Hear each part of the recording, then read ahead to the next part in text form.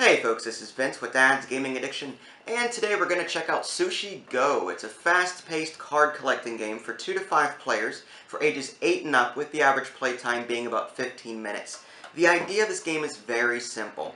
Players will be laying down various sushi dishes in order to make combinations.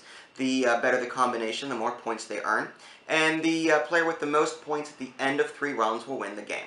So with that said, let's go ahead and take a quick look at the components and see how the game is played.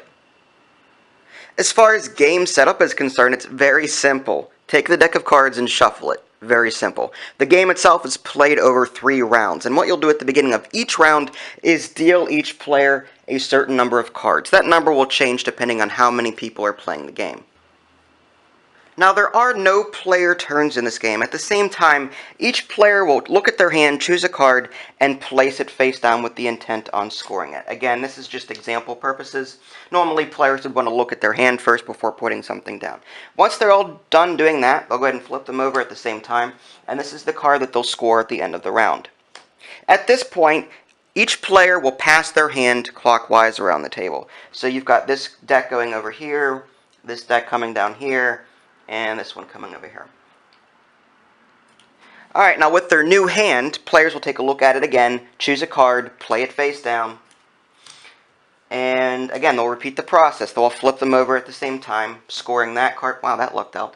And wow, that's even, wow, I don't know how I did that. Okay, and then flip that over. And again, the hands will pass clockwise around the table.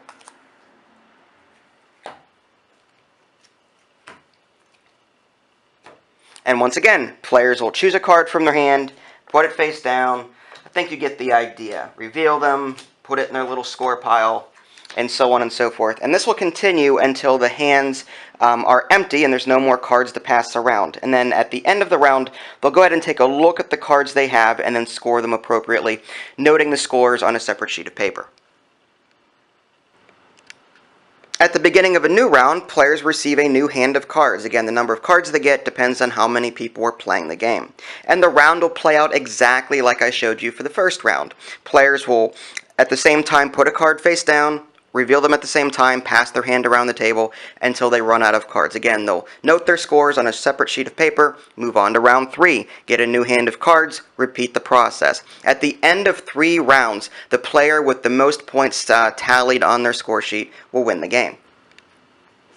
Onto the cards. Now, there are a few cards in the deck that will alter the way that you would typically play out a round. I'll get to those in a minute. For right now, I'm just going to show you the basic ones. And it's important to note here that I do not know my sushi. So if I mispronounce some of these names, I apologize. But this tempura card, if you have 2 of these in front of you at the end of the round, you'll score 5 points. This dumpling here, the number of points you get depends on how many dumplings you have in front of you.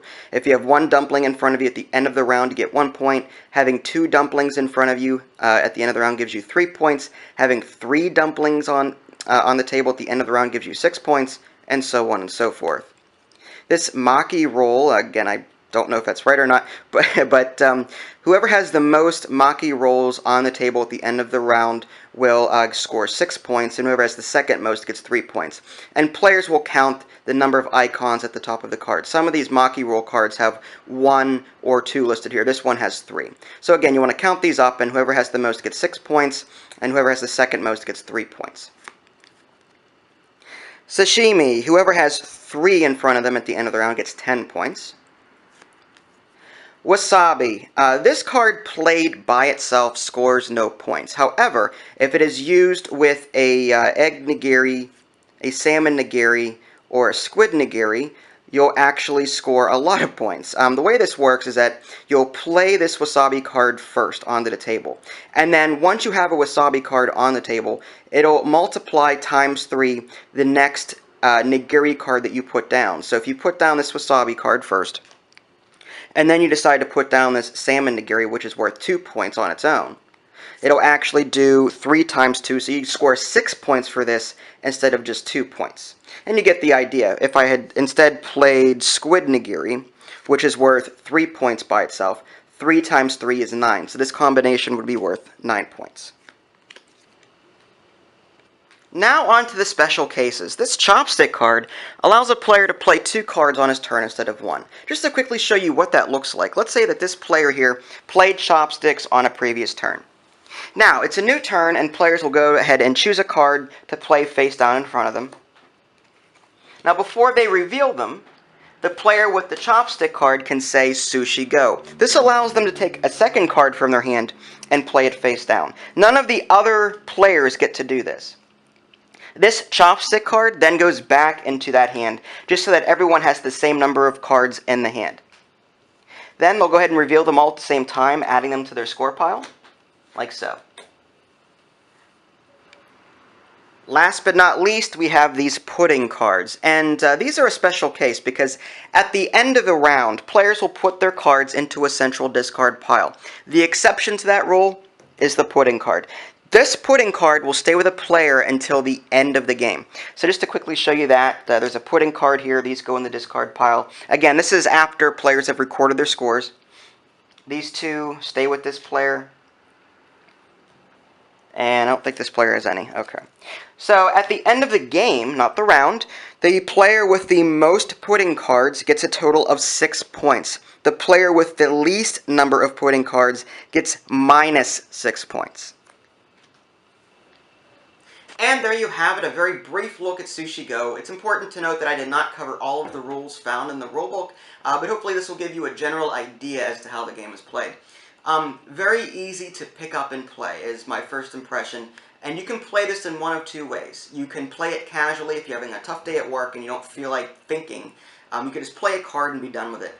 The other way to play is to sort of memorize what's in everyone's hands so you know what card combinations are going to work well for you whenever you play them. So again, it has its own little charm. It can be played casually, it can be played semi-hardcore if you really want to worry about counting cards and the like, but overall it's a fantastic game. I highly recommend it, and I think the price on Amazon is anywhere between 10 and 15 bucks. The price will vary because different sellers set these prices. So yeah, definitely grab this if you're into fast-paced and family-friendly card games. If you want to see the full review, you can at www.dadsgamingaddiction.com, and if you haven't already, subscribe to my YouTube channel. That way you can keep up to date on any new content I happen to publish. This is Vince, thanks for watching, and I'll catch you next time.